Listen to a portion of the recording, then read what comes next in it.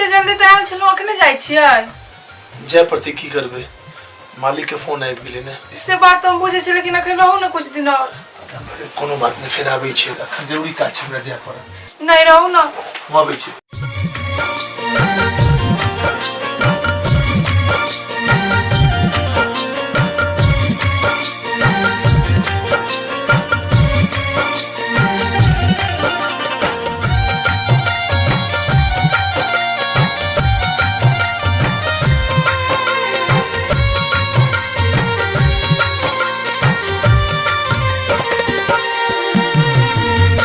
छोड़ का हमरा चल गेलो नौकरी छोड़ का हमरा चल गेलो नौकरी कतेक रुपैया कमेबैयो यौ सैया जी यौ राजा जी यौ सैया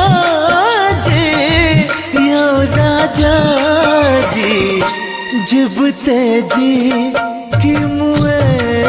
भैया जीवते जी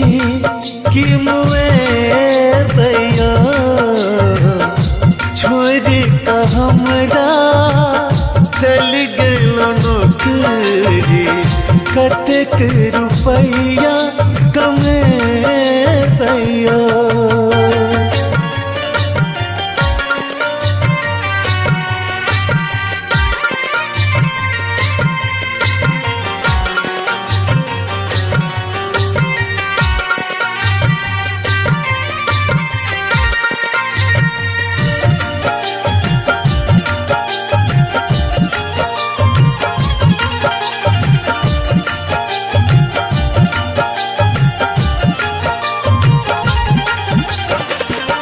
नहीं मांगब कंगना ने सोना के सिकरिया सुन यहाँ बिना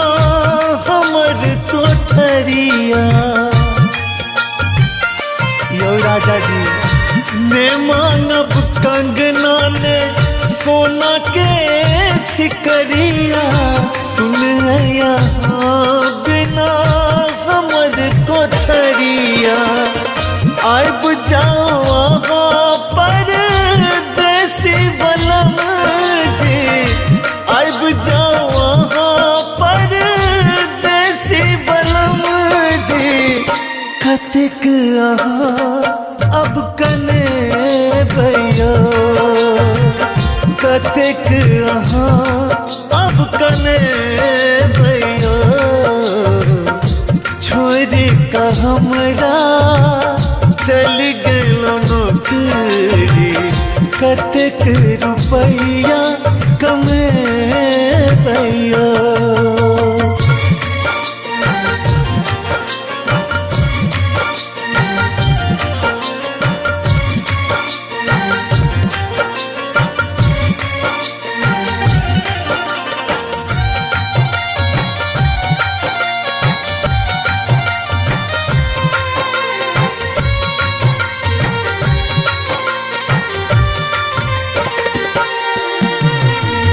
बीत जेते हमर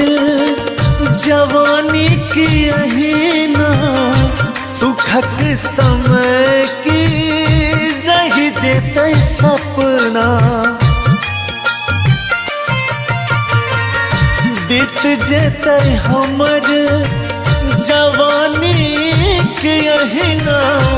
सुखक समय की रह जेते सपना जहिना जल बिन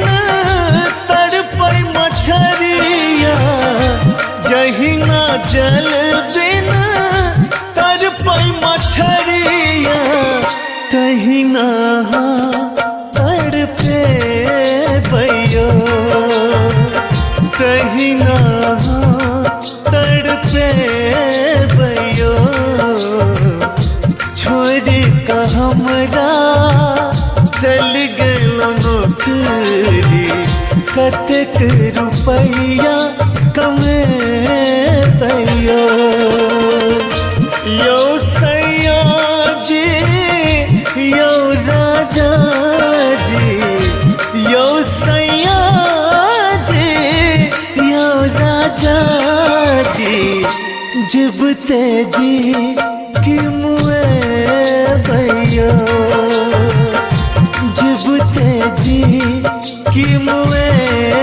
भैया छोड़ का हमरा चल गलो नौकरी कतक रुपैया